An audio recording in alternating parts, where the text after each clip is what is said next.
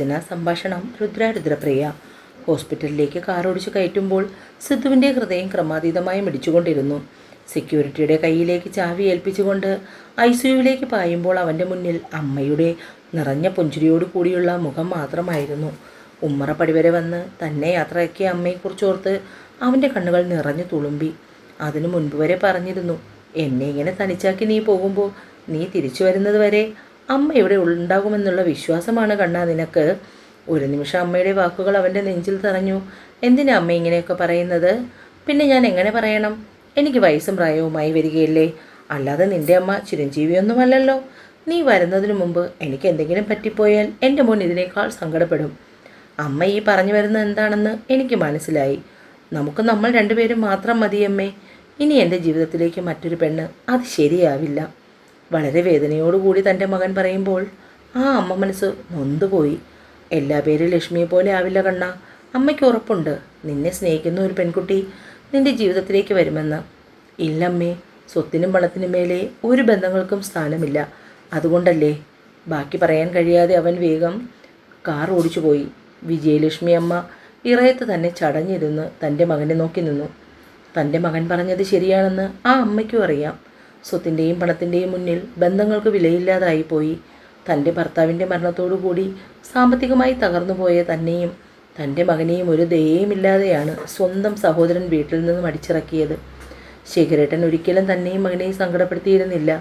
ബിസിനസ്സിൽ വഞ്ചനകൾ ഉണ്ടായിട്ടും അദ്ദേഹം ഒരിക്കൽ പോലും തുറന്നു പറഞ്ഞിരുന്നില്ല. എങ്ങനെയെങ്കിലുമൊക്കെ ആ കടങ്ങളൊക്കെ വീട്ടാമെന്നുള്ള ആത്മവിശ്വാസമായിരുന്നു. പക്ഷേ ആ ആത്മവിശ്വാസത്തെ അമ്പാടെ മറിച്ചുകൊണ്ടാണ് അറ്റാക്കിൻ്റെ രൂപത്തിൽ വിധി അദ്ദേഹത്തെ കവർന്നെടുത്തത്. തങ്ങളുടെ ജീവിതം തന്നെ കൈവിട്ടു പോകുമെന്ന അവസ്ഥയിലായപ്പോൾ, കടക്കാർ ഇരിക്കപ്പുറതി കൊടുക്കാതെ ആയപ്പോൾ, തൻ്റെ ഏട്ടൻ രാഘവനെയും സിദ്ധുവിനെയും ഒരു ദയയുമില്ലാതെ ആ വീട്ടിൽ നിന്നും ഇറക്കി വിട്ടു. ഡിഗ്രിക്ക് പഠിച്ചുകൊണ്ടിരിക്കുന്ന തൻ്റെ മകനെന്ന് ആ വലിയ വീട്ടിൽ നിന്ന് തൻ്റെ കയ്യും പിടിച്ചുകൊണ്ട് തെരുവിലേക്ക് ഇറങ്ങുമ്പോൾ അവസാനിച്ചതായിരുന്നു ആ ബന്ധം. തെരുവിലേക്ക് ഇറങ്ങിയ അമ്മയെയും കൊണ്ട് എവിടെ പോകുമെന്ന് ആലോചിച്ച് നിന്നപ്പോൾ അന്നവൻ്റെ മുന്നിലേക്ക് കൂടെ പഠിച്ച സഹപാഠിയാണ് ഒരാശ്വാസമായി വന്നത്. അവരുടെ വലിയ വീട്ടിലെ ഔട്ട് ഹൗസിൻ്റെ ചെറിയൊരു ഭാഗം ആ അമ്മയ്ക്കും മകനുമായി നൽകി. പകൽ സമയങ്ങളിൽ കോളേജിൽ പോയി പഠിത്തവും വൈകുന്നേരത്തും രാത്രിയിലും എല്ലുമുറിയെ പണിയെടുത്തും അവൻ അമ്മയെ നോക്കി.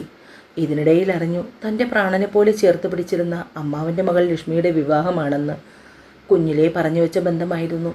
സിദ്ധുവേട്ടനില്ലാതെ എനിക്ക് ജീവിക്കാൻ കഴിയില്ലെന്ന് തൻ്റെ മാറിൽ മുഖമിട്ട് ഉരച്ചുകൊണ്ട് പറഞ്ഞിരുന്നവൾക്ക് ഒരു ഉൾക്കുത്തുമില്ലാതെ മറ്റൊരുവൻ്റെ താലിക്ക് മുന്നിൽ കഴുത്ത് നീട്ടിയെന്നറിഞ്ഞപ്പോൾ പെൺവർഗത്തെപ്പോലും അവൻ വെറുത്തുപോയി. അന്നു മുതൽ വാശിയായിരുന്നു. തന്നെയും അമ്മയെയും തറവാട്ടിൽ നിന്ന് ഇറക്കി വിട്ട അയാളുടെ മുന്നിൽ അതിനേക്കാൾ ഉയരത്തിൽ ജീവിച്ചു കാണിക്കണമെന്ന്. അതിനുവേണ്ടി ചെയ്യാത്ത പണികളൊന്നുമില്ലാതെയായി. അച്ഛൻ്റെ സമ്പാദ്യമെന്ന് പറയാൻ കുറച്ച് കാശ് അക്കൗണ്ടിലുണ്ടായിരുന്നതെടുത്ത് സ്വന്തമായി ഒരു സ്റ്റാർട്ടപ്പ് തുടങ്ങി. പിന്നീട് ഒരിക്കലും തിരിഞ്ഞു നോക്കേണ്ടി വന്നില്ല. വളരെ പെട്ടെന്നാണ് സിദ്ധാർത്ഥിൻ്റെ ബിസിനസ് സാമ്രാജ്യം വളർന്നത്. കൂടെ നിന്നവരെയൊക്കെ ചേർത്ത് പിടിച്ചുകൊണ്ട് അത് മുന്നേറിക്കൊണ്ട് തന്നെ ഇരുന്നു. അതിനിടയിൽ പലപ്പോഴും അറിയാൻ കഴിഞ്ഞു, അമ്മാവൻ മകൾക്ക് വേണ്ടി കണ്ടുപിടിച്ച ബന്ധം അത്രയ്ക്കങ്ങ് ശരിയായില്ലെന്നും.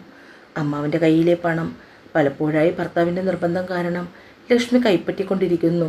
ഒടുവിൽ ബിസിനസ് തകർച്ച നേരിട്ടപ്പോൾ താമസിക്കുന്ന വീടടക്കം മരുമകൻ്റെ കയ്യിലായി. അതറിഞ്ഞപ്പോൾ അമ്മയ്ക്ക് സങ്കടം തോന്നിയെങ്കിലും സിദ്ധുവിന് ഒരിറ്റുപോലും അത് തോന്നിയില്ല. വിതച്ചതേ കൊയ്യൂ എന്ന് അവൻ മനസ്സിൽ ഊട്ടി ഉറപ്പിച്ചു. ഇതിനിടയിൽ മരുമകൻ്റെ വളർച്ച കണ്ട് അസൂയ തോന്നിയ അമ്മാവൻ അമ്മയോട് സന്ധ്യ ഒപ്പിടുന്നതിനായി വീട്ടിൽ കയറി ഇറങ്ങി തുടങ്ങി. കൂടപ്പിറപ്പിൻ്റെ പതനം സഹിക്കാൻ വയ്യാതെ അല്ലറ ചില്ലറ സഹായങ്ങളൊക്കെ അമ്മ ചെയ്തു തുടങ്ങി. പക്ഷേ ഒടുവിൽ തൻ്റെ മകൾക്ക് കൂടി ജീവിതമുണ്ടാക്കി കൊടുക്കണമെന്ന ആവശ്യവുമായി വന്ന അമ്മാവൻ്റെ മുന്നിൽ മറുപടി പറയാനാകാതെ അമ്മ നിന്നു. അമ്മയുടെ കാല് വരെ പിടിക്കാൻ തയ്യാറായിരുന്നു അമ്മാവൻ്റെ കുടിലത. അമ്മ പക്ഷേ അത് തിരിച്ചറിഞ്ഞില്ല. അന്ന് ആദ്യമായി അമ്മയോട് കയർത്ത് സംസാരിക്കേണ്ടി വന്നു. സിദ്ധുവിന് തൻ്റെ ജീവിതത്തിൽ ഒരിക്കലും ഒരു പെണ്ണുണ്ടാകില്ലെന്ന് അത്രയും ഉറപ്പോടുകൂടി പറഞ്ഞു. പക്ഷെ അതുകൊണ്ടൊന്നും തീർന്നില്ല. തന്നെ നേടുന്നതിന് വേണ്ടി ഒരു ആത്മഹത്യാ നാടകം പോലും അമ്മാവന് ലക്ഷ്മിയും കൂടെ നടത്തിയപ്പോൾ തന്നെ നേടുന്നതിന് വേണ്ടി ജീവൻ വെടിയാൻ പോലും തയ്യാറായവളെ അമ്മയ്ക്ക് പിന്നെയും വിശ്വസിക്കേണ്ടി വന്നു. അതിൻ്റെ പേരിലുണ്ടായ വാക്കുതർക്കത്തിലാണ് ഫ്ലാറ്റിലേക്ക് താമസം മാറ്റിയത്. ഒടുവിൽ അമ്മയുടെ സങ്കടം കാണാൻ തീരെ നിവൃത്തിയില്ല എന്നായപ്പോൾ തിരികെ വീട്ടിലേക്ക് തന്നെ ചെന്നു. ഒടുവിൽ അവളെ ജീവിതത്തിലേക്ക് തിരികെ കൂട്ടാൻ കഴിയില്ലെന്ന് അമ്മയോട് അത്രയും ശക്തമായി പറഞ്ഞപ്പോൾ അവൾ വേണ്ട, നീ മറ്റൊരു വിവാഹം കഴിച്ച് കണ്ടാൽ മതിയെന്നായി. ഒടുവിൽ അമ്മയോടൊരു കള്ളം പറയേണ്ടി വന്നു. താനിപ്പോൾ ഒരാളുമായി ഇഷ്ടത്തിലാണെന്നും ബിസിനസ് ആവശ്യവുമായി ബന്ധപ്പെട്ട് അവൾ പുറത്തു പോയിരിക്കുകയാണെന്നും. ആദ്യമൊന്നും അമ്മ വിശ്വസിക്കാൻ തയ്യാറായില്ല. പക്ഷെ അമ്മയോട് ഒരിക്കലും കള്ളം പറഞ്ഞിട്ടില്ലാത്ത തന്നെ അവിശ്വസിക്കാനും അമ്മയ്ക്ക് കഴിഞ്ഞില്ല. താൻ സത്യമാണ് അമ്മ പറയുന്നത്, അവൾ 6 മാസം കഴിഞ്ഞു വരും. ഒടുവിൽ ഒരു വിധത്തിലാണ് അമ്മയെ പറഞ്ഞ് സമാധാനപ്പെടുത്തിയത്. വീഡിയോ കോൾ വഴിയെങ്കിലും അവളെ ഒന്ന് കാണണമെന്ന ആവശ്യം ശക്തമായി. അവളെ കാണിച്ചു കൊടുക്കാമെന്ന് പറഞ്ഞിരുന്ന ദിവസമായിരുന്നു ഇന്ന്. അമ്മ സന്തോഷത്തിലുമായിരുന്നു. രാവിലെ ഇറങ്ങാൻ സമയത്ത് കൂടി തന്നോട് വളരെ സന്തോഷത്തിൽ കാര്യം പറഞ്ഞതാണ് അമ്മ. വൈകുന്നേരം വരെ കാത്തിരിക്കാനുള്ള ക്ഷമയില്ല. ഒത്തിരി തവണ പറഞ്ഞിരുന്നു. ഓഫീസിൽ അത്യാവശ്യ ജോലിയുമായി തിരക്കിൽ നിൽക്കുമ്പോഴാണ് വീട്ടിൽ നിന്നും പതിവില്ലാതെ അമ്മയുടെ കോൾ വന്നത്.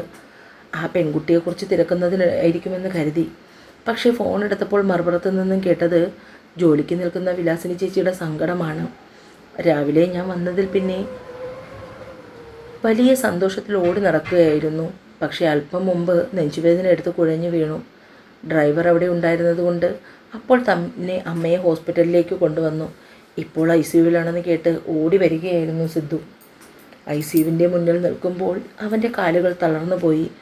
അകത്ത് കയറി ഡോക്ടറെ കണ്ട് സംസാരിച്ചപ്പോൾ ഏകദേശം 80% കൂടുതൽ ബ്ലോക്കാണെന്ന് പറഞ്ഞു. അമ്മ രക്ഷപ്പെടാനുള്ള സാധ്യത വളരെ കുറവാണ്. അത് കേട്ടതേ തളർച്ചയോടെ കസേരയിലേക്ക് ഇരുന്നു. കണ്ണുകൾ മാത്രം നിറഞ്ഞൊഴുകി. എങ്ങനെയോ പറഞ്ഞു മറിഞ്ഞും കേട്ട് അമ്മാവനും ലക്ഷ്മിയും അവിടെ എത്തി. വരുമ്പോൾ തന്നെ അമ്മാവൻ ലക്ഷ്മിയെ കാര്യമായി ട്രെയിൻ ചെയ്യിച്ചു കൊണ്ടുവരുന്നത് പോലെയായിരുന്നു അവരുടെ പ്രകടനങ്ങൾ മുഴുവനും.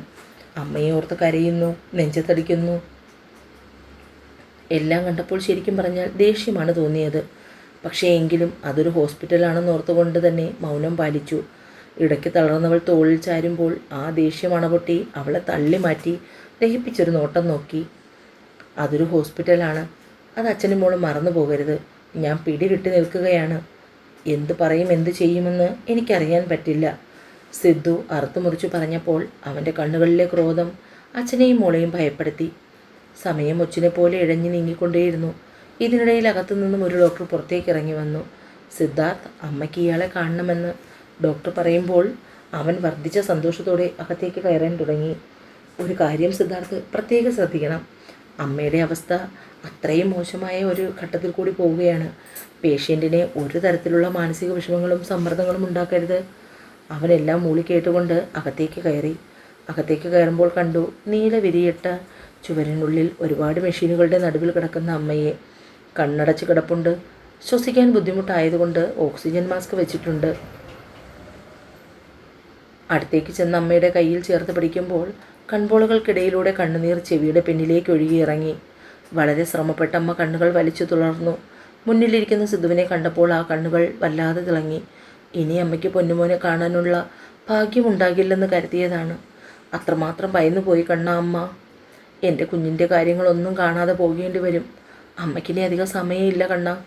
അവൻ്റെ കൈകൾ ചേർത്ത് പിടിക്കുമ്പോൾ അമ്മയുടെ ചുണ്ടുകൾ വിതുമ്പിക്കൊണ്ടേയിരുന്നു. നീയൊരു കുടുംബമായി ജീവിച്ചു കാണണമെന്ന് അമ്മ ഒരുപാട് ആഗ്രഹിച്ചിരുന്നു.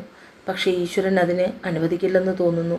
സാരമില്ല, അങ്ങനെ എല്ലാ ആഗ്രഹങ്ങളും സാധിക്കണമെന്ന് വാശി പിടിക്കാൻ പാടില്ലല്ലോ. ഓരോന്ന് നുള്ളിപ്പറക്കി പറയുമ്പോഴും അമ്മ കരയാതിരിക്കാൻ ശ്രമിക്കുന്നുണ്ടായിരുന്നു. അത് കണ്ടപ്പോൾ സിദ്ധുവിൻ്റെ ഇടനെഞ്ച് പൊട്ടിപ്പോയി. അമ്മയുടെ തോളിലേക്ക് കൊച്ചു കുഞ്ഞിനെ പോലെ അവൻ മുഖം ചേർത്ത് വെച്ച് ഏങ്ങിക്കരഞ്ഞു. അമ്മ പോയിക്കഴിഞ്ഞാൽ എൻ്റെ പൊന്നുമോൻ തനിച്ചായി പോയില്ലേ? അമ്മ ഒരാഗ്രഹം പറഞ്ഞാൽ മോനത് സാധിച്ചു തരുമോ? നീ പറഞ്ഞില്ലേ കഴിഞ്ഞ 6 മാസമായി നീ ഒരു പെൺകുട്ടിയുമായി സ്നേഹത്തിലാണെന്ന്. മരിക്കുന്നതിന് മുമ്പ് അമ്മയ്ക്ക് അവളെ ഒന്ന് കാണണം. എൻ്റെ കാലം കഴിഞ്ഞാലും നീ ഒറ്റയ്ക്കല്ല എന്ന സമാധാനത്തിൽ എനിക്ക് കണ്ണടയ്ക്കണം. അമ്മ പറയുമ്പോൾ സിദ്ധു ഞെട്ടലോടെ അവരെ മുഖമുയർത്തി നോക്കി. അമ്മേ, എതിരൊന്നും പറയരുത്. അമ്മയ്ക്ക് കാണണം ആ കുട്ടിയെ. എതിർപ്പ് പറയാൻ നാവ് ഉയർത്താൻ കഴിഞ്ഞില്ല സിദ്ധുവിന്. കാരണം താനിപ്പോൾ എന്തെങ്കിലും പറഞ്ഞാൽ അത് തൻ്റെ അമ്മയെ തകർക്കുന്നതായിരിക്കും. ഞാൻ എത്രയും പെട്ടെന്ന് അവളുമായി വരും. അതുവരെ അമ്മ. പറയുമ്പോൾ സിദ്ധുവിൻ്റെ കണ്ണുനീർ അമ്മയുടെ മുഖത്തേക്ക് വീണു. ഇല്ല കണ്ണ, എൻ്റെ കുഞ്ഞിനെ കാണാതെ അമ്മ നിന്നെ തനിച്ചാക്കി പോകില്ല. അതൊരു വാഗ്ദാനമായിരുന്നു. അമ്മ തൻ്റെ കുഞ്ഞിന് നൽകിയ ഉറപ്പ്. ICUവിൽ നിന്നും അവൻ പുറത്തേക്ക് ഇറങ്ങുന്നതിന് മുമ്പ് തന്നെ ഡോക്ടറോട് പ്രത്യേകം പറഞ്ഞേൽപ്പിച്ചു മറ്റാരെയും അമ്മയെ കാണാൻ അനുവദിക്കരുതെന്ന്. അമ്മാവൻ്റെയും ലക്ഷ്മിയുടെയും മുന്നിലൂടെ നടന്നു നീങ്ങുമ്പോൾ ഇനി എന്ത് എന്നൊരു ചോദ്യം അവൻ്റെ മുന്നിൽ തെളിഞ്ഞു. മൊബൈലെടുത്ത് വേഗം തന്നെ മനുവിൻ്റെ നമ്പറിലേക്ക് വിളിച്ച് സിദ്ധാർത്ഥിൻ്റെ ഏറ്റവും അടുത്ത സുഹൃത്താണ്. ഇതുവരെയുള്ള കാര്യങ്ങളെല്ലാം അവനോട് പറയുമ്പോൾ ഇതിൽ നിന്നൊക്കെ എങ്ങനെ രക്ഷപ്പെടും എന്നതിനേക്കാൾ ഉപരി അമ്മയുടെ മുന്നിൽ ഒരു പെൺകുട്ടിയെ എങ്ങനെ കൊണ്ടു നിർത്തും എന്നതായിരുന്നു അവൻ്റെ ചോദ്യം. നീ എന്തായാലും ഒന്ന് സമാധാനപ്പെട്. ഒരു അരമണിക്കൂർ സമയം എനിക്ക് താ. അതിനിടയിൽ എന്തെങ്കിലും ചെയ്യാം. അതുവരെ തൽക്കാലം നീ നമ്മുടെ ഫ്ലാറ്റിൽ ഇരുന്നാൽ മതി. ക്ലോക്കിലെ സൂചി പോലും നിശ്ചലമായി പോകുന്നത് പോലെ സിദ്ധുവിന് തോന്നി. മനുവിനോട് കാര്യങ്ങളൊക്കെ പറഞ്ഞപ്പോൾ അല്പം ആശ്വാസം കിട്ടുന്നുണ്ട്. പക്ഷേ എങ്കിലും അമ്മയെക്കുറിച്ച് ഓർക്കുമ്പോൾ നെഞ്ചിനുള്ളിൽ ആകെ ഒരു വെപ്രാളമാണ്. 1-2 ദിവസമായുള്ള ക്ഷീണം കാരണം അവൻ ആ സോഫയിൽ കിടന്ന് തന്നെ അല്പം മയങ്ങിപ്പോയി. കോളിംഗ് ബെൽ ശബ്ദിക്കുന്നത് കേട്ടാണ് അവൻ ഞെട്ടി ഉണർന്നത്. ക്ലോക്കിലൊക്കി നോക്കുമ്പോൾ സമയം 3 മണി. ചാടി എഴുന്നേറ്റ് ഡോറിനടുത്തേക്ക് നടക്കുമ്പോൾ കാലിന് വേഗത കുറവാണെന്ന് തോന്നിപ്പോയി സിദ്ധുവിന്. ഡോർ തുറക്കുമ്പോൾ മുന്നിൽ നിൽക്കുന്ന മനു. ഒന്നുകൂടി സൂക്ഷിച്ചു നോക്കുമ്പോൾ കണ്ടു അവൻ്റെ പിന്നിൽ പതുങ്ങി നിൽക്കുന്ന പെൺകുട്ടിയെ. കാണുമ്പോൾ ലക്ഷ്മിയേക്കാൾ പ്രായം കുറവാണ്. പാറു, അകത്തേക്ക് വരൂ. മനു അവളെ അകത്തേക്ക് ക്ഷണിച്ചു. തൊട്ട് പിന്നാലെ അവളും കയറി വന്നു. താനിരിക്ക്. മനു അവൾക്കിരിക്കാനായി കസേര നീക്കിയിട്ടുകൊണ്ട് സിദ്ധുവിനെ വിളിച്ച് അകത്തേക്ക് പോയി. എടാ, ആരാ അത്? സിദ്ധു മനുവിനെ നോക്കി. അതെന്നെ അകന്ത പരിചയത്തിലുള്ളൊരു കൊച്ചാണ്. തൽക്കാലം ഞാൻ അവളോട് കാര്യങ്ങളൊക്കെ പറഞ്ഞിട്ടുണ്ട്.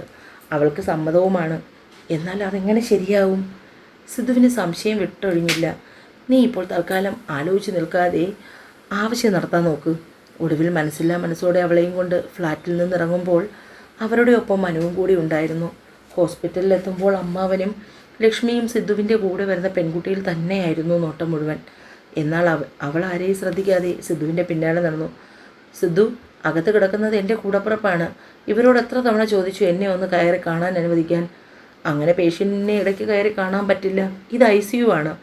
അവിടെ നിന്നൊരു നേഴ്സ് അത്രമാൽ ദേഷ്യത്തിൽ അമ്മാവനോട് പറഞ്ഞു. ഇതെന്തൊരിടപാടാണ്? അമ്മാവൻ ആവശ്യമില്ലാതെ ഇവിടെ കിടന്ന് ബഹളം വെച്ചിട്ട് കാര്യമില്ല. ഇത് ICU ആണ്. അങ്ങനെ എപ്പോഴും കയറി കാണാൻ പറ്റില്ല, സിദ്ധു പറഞ്ഞു. 1-2 ഡോക്ടർമാർ ICUവിൻ്റെ ഉള്ളിലേക്ക് വേഗത്തിൽ കയറുന്നത് കണ്ടപ്പോൾ സിദ്ധുവിൻ്റെ നെഞ്ചിൽ വെള്ളടി വെട്ടി. അല്പസമയം കഴിഞ്ഞപ്പോഴേക്കും സിദ്ധുവിനെ ICUവിനുള്ളിലേക്ക് വിളിച്ചു. വിറയ്ക്കുന്ന കാൽവയ്പ്പുകളോടെ അവൻ അകത്തേക്ക് കടക്കുന്നതിന് മുൻപായി മനുവിനടുത്ത് തലയും കുനിച്ച് നിൽക്കുന്ന ജാനിയുടെ കയ്യിൽ പിടിച്ചു.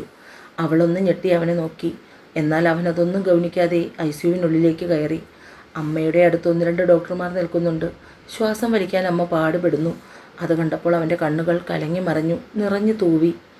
ശ്വാസം വലിക്കാൻ പാടുപെടുന്നതിനിടയിലും തൻ്റെ മകൻ്റെ മുഖം അവർ കണ്ടു. അവനെ കണ്ണുകൾ കൊണ്ടടുത്തേക്ക് ക്ഷണിച്ചു. അവൻ്റെ അടുത്തുകൂടി നടന്നു വരുന്ന പെൺകുട്ടിയെ കണ്ടപ്പോൾ ആ കണ്ണുകൾ വിടർന്നു. വലത് കൈ ഉയർത്തി സിദ്ധുവിൻ്റെ നേർക്ക് നീട്ടി അവൻ ആ കയ്യിൽ പിടിച്ചു. കൂടെ ആ പെൺകുട്ടിയുടെ നേർക്കും കൈകൾ നീട്ടുമ്പോൾ മറിച്ചൊന്നും ആലോചിക്കാതെ അവൾ അവളുടെ കൈ അമ്മയുടെ കയ്യിൽ ചേർത്ത് വെച്ചു. സിദ്ധുവിൻ്റെ കൈകളിൽ ആ പെൺകുട്ടിയുടെ കൈ ചേർത്ത് വെച്ചു അമ്മ. ഒരിക്കലും എന്നെ മുന്നേ തനിച്ചാക്കരുത്. ഇല്ലെന്നവൾ തലകുലുക്കി. അമ്മയുടെ ചടങ്ങുകളൊക്കെ കഴിയുമ്പോൾ ആ വലിയ വീട്ടിൽ സിദ്ധു മാത്രം തനിച്ചായി. അന്നു മുതൽ ലക്ഷ്മിയും അമ്മാവനും അവരോടൊപ്പം തന്നെ ഉണ്ടായിരുന്നു. കൂടെ തന്നെ ജാനകിയും. ഇവിടെ ഇങ്ങനെ ചുറ്റിത്തിരിഞ്ഞ് നിൽക്കുന്നത്, നിനക്ക് പോകാൻ ഇടമൊന്നുമില്ലേ? അവളുടെ അമ്മാവൻ്റെ ചാട്ടം കണ്ടപ്പോൾ ജാനകി ഭയന്നു പോയി. ചോദിക്കാനും പറയാനും ഒന്നും ആരുമില്ലേ നിനക്ക്? നിൻ്റെയൊക്കെ സ്വഭാവം കണ്ടാൽ തന്നെ അറിയാമല്ലോ എന്തിനും തുണിഞ്ഞ് നടക്കുന്നതാണെന്ന്. അല്ലെങ്കിൽ പിന്നെ എൻ്റെ മരുമോൻ്റെ പണം കണ്ടിട്ടാവും. അവൻ കഷ്ടപ്പെട്ടുണ്ടാക്കിയ മുതലാണ്. അത് കണ്ടു കൂടിയതാണെങ്കിൽ വേണ്ട. അതൊക്കെ അനുഭവിക്കാൻ ഇവിടെ എൻ്റെ മോളുണ്ട്. ധാർഷ്ട്യത്തോടു കൂടിയുള്ള അമ്മാവൻ്റെ ആ പറച്ചിൽ കേട്ടുകൊണ്ടാണ് സിദ്ധു അകത്തേക്ക് കയറിയത്. സിദ്ധുവിനെ കണ്ടപ്പോൾ അമ്മാവൻ പെട്ടെന്നൊന്ന് പതുങ്ങി. അല്ല മോനെ, ഈ വീട്ടിലെ ജോലികളൊക്കെ ചെയ്യുന്നത് നമ്മുടെ ലക്ഷ്മിയാണ്. ഇവളിങ്ങനെ വെറുതെ തിന്നും കഴിച്ചും ഇരുന്നു കഴിഞ്ഞാൽ അത് നമുക്കല്ലേ നഷ്ടം? അയാളുടെ പറച്ചിൽ കേട്ടപ്പോൾ സിദ്ധു ഒന്നും മിണ്ടാതെ അകത്തേക്ക് കയറിപ്പോയി. അത് കണ്ടപ്പോൾ ശരിക്കും പറഞ്ഞാൽ ജാനകിക്ക് വല്ലാത്ത വിഷമം തോന്നി. ഞാനെന്നാൽ ഇറങ്ങട്ടെ, പോയിട്ട് നാളെ രാവിലെ വരാം. ലക്ഷ്മി ഇവിടെ ഉണ്ടല്ലോ. പെങ്ങൾക്ക് പെട്ടെന്ന് എന്തെങ്കിലും ഒരു ആവശ്യം വന്നാൽ അവളിവിടെ വേണ്ടേ? അതിൻ്റെ ആവശ്യമില്ല അമ്മാവ. അമ്മാവൻ പോകുമ്പോൾ അവളെ കൂടി കൊണ്ടുപോയാൽ മതി. അമ്മയുടെ കാര്യങ്ങൾ നോക്കാൻ ഇവിടെ ജാനകിയുണ്ട്. അല്ലെങ്കിൽ തന്നെ ലക്ഷ്മി ഇവിടെ നിൽക്കുന്നത് ശരിയല്ല. സിദ്ധു അമ്മാവൻ്റെ മുഖത്തേക്ക് നോക്കാതെ മറ്റെവിടെയോ നോക്കി അത്രയും പറഞ്ഞു. നീ എന്താ അങ്ങനെ പറഞ്ഞത്? ഒന്നുമില്ലെങ്കിൽ അവൾ നിൻ്റെ മുറപ്പെണ്ണല്ലേ? ഊരും പേരും അറിയാതെ ഇവളിവിടെ നിൽക്കുന്നതിനേക്കാൾ എത്രയോ ഭേദമാണ് ലക്ഷ്മി ഇവിടെ നിൽക്കുന്നത്. അവളെ ഇവിടെ നിർത്താം, നിൻ്റെ മുറപ്പെണ്ണിനെ നിർത്താൻ പറ്റില്ല. അമ്മാവനോട് ആര് പറഞ്ഞു ഇവളുടെ ഊരും പേരും അറിയില്ലെന്ന്? അമ്മയുടെ ഇഷ്ടത്തോടെ ഞാൻ വിവാഹം കഴിക്കാൻ പോകുന്ന പെൺകുട്ടിയാണ്. ആവശ്യമില്ലാതെ ഇവളെക്കുറിച്ച് എന്തെങ്കിലും പറഞ്ഞാൽ ഞാനത് കേട്ടുകൊണ്ട് നിൽക്കുമെന്ന് കരുതണ്ട. അത്ര ദേഷ്യത്തിൽ പറഞ്ഞുകൊണ്ട് അവളെയും ചേർത്ത് പിടിച്ച് അമ്മയുടെ റൂമിലേക്ക് പോയി. അമ്മയ്ക്ക് എന്തെങ്കിലും എതിർപ്പുണ്ടോ? ഇല്ലെങ്കിൽ നാളെ തന്നെ ഞാൻ ഇവളെ രജിസ്റ്റർ മാരേജ് ചെയ്യും. അമ്മയുടെ അസുഖമൊക്കെ ഭേദമായതിനു ശേഷം വിവാഹം എല്ലാവരെയും അറിയിച്ച് നടത്താം. ഇവളിവിടെ നിൽക്കുന്നത് എന്തവകാശമാണെന്ന് ചോദിക്കുന്നവർക്ക് മുന്നിൽ എൻ്റെ ഭാര്യയാണ് എന്ന് പറഞ്ഞ് എനിക്ക് മറുപടി കൊടുക്കണം. അമ്മയുടെ മുഖം ഇപ്പോൾ തിരിച്ചറിയാനാവാത്ത അത്രയും സന്തോഷത്തിലാണ്. നീ എന്താടി അവൻ്റെ താളത്തിന് തുള്ളാൻ നിൽക്കുന്നത്? അപ്പോൾ അവന് വേണ്ടി കാത്തിരുന്ന എൻ്റെ മോളോ? ലക്ഷ്മിയോട് കാത്തിരിക്കാൻ അവൻ പറഞ്ഞില്ലല്ലോ ചേട്ടാ. അവനെ മറന്ന് അവളല്ലേ മറ്റൊരു വിവാഹം കഴിച്ചത്. ഇപ്പോൾ എന്തായാലും ഒരു രണ്ടാം കെട്ടുകാരിയെ എൻ്റെ മോന് വേണ്ട. നാളെ തന്നെ ഇവരുടെ വിവാഹം രജിസ്റ്റർ ചെയ്യും. പിന്നെ കുടുംബക്ഷേത്രത്തിൽ വെച്ചൊരു താലി കെട്ടും. ഏട്ടനും ലക്ഷ്മിയും സൗകര്യം പോലെ വരണം. പറഞ്ഞുകൊണ്ട് വിജയലക്ഷ്മി കണ്ണുകൾ അടച്ചു കിടന്നു. ഒരിക്കൽ തൻ്റെ മകൻ്റെ സ്നേഹം പോലും വേണ്ടെന്ന് വെച്ച് തട്ടിത്തെറിപ്പിച്ചു പോയവളാണ്. മനോഹരമായ ഒരു പ്രതികാരം. ഉറപ്പായും ജാനകിയെ സിദ്ധു സ്നേഹിച്ചു തുടങ്ങും. അവർ ഒരുമിച്ച് ജീവിക്കുകയും ചെയ്യും. മനസ്സിൽ ഉറച്ച തീരുമാനമെടുത്ത് അന്നേരം ജാനകി ഇനി എന്തിൻ്റെ പേരിലാണെങ്കിലും ഈ അമ്മയെയും മകനെയും വിട്ടുപോകില്ലെന്ന്. അത്രയ്ക്ക് വലിയ സംഭവമൊന്നുമല്ല, ചെറിയൊരു ക്ലീഷേ സ്റ്റോറി.